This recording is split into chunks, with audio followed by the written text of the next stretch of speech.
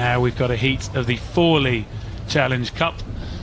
This is between Star and Arrow on the left in the Leander pink, and on the right the King's School Worcester. So the juniors at Leander are under the name Star and Arrow. So these are Leander boys, but they're called Star and Arrow. And I think it's not called Pink, I think it's called Cerise. Oh, sorry about that.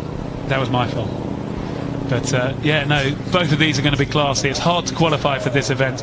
The King's School Worcester making a pretty decent start on the Buck Station on the right of our screen. And I'm thinking they're going to want to keep right in here, get a good start and try and put pressure on this Star and Arrow crew.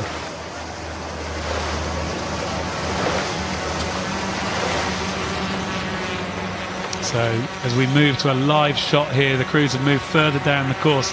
This is effectively the Star and Arrow Leander's second boat racing a Star and Arrow in this quad.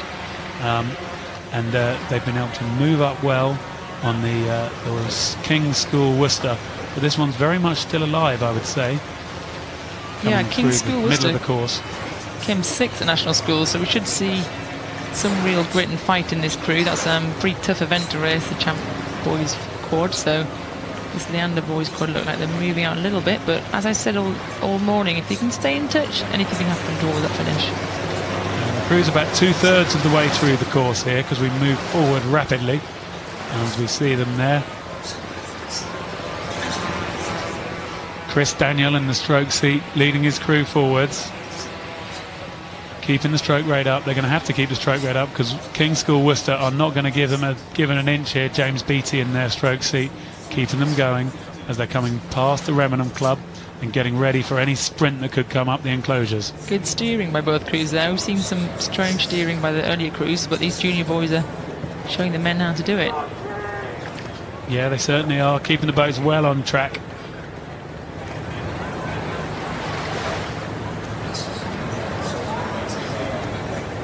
Great shot here of how well together the King's School Worcester are moving. As you see there, James Robbins in the bow seat, moving pretty well. He's the only one you can see. That's going to be good. You don't want people leaning out to one side in the quad. They've probably been sculling since they were young lads. No rowers. None of this leaning off to stroke side or bow side when you're sitting in a quad, which is what you see when see some people who've done a bit too much rowing having a go at sculling. Yeah, they look really well drilled, but this Star and Arrow boys quad look a little bit classier. So managed keeping a length out.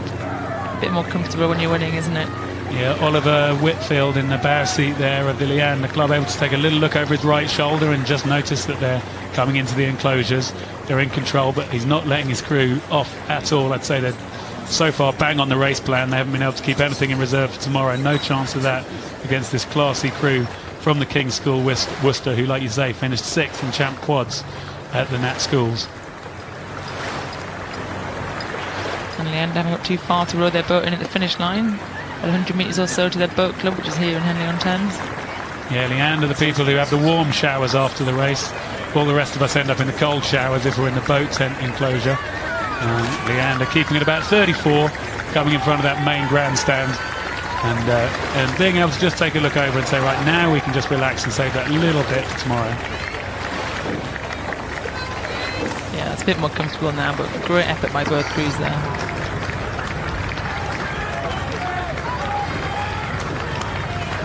So we see him coming down to the line, sculling very nicely and in control with the Leander crew, racing it all the way to the line, still coming in at 36.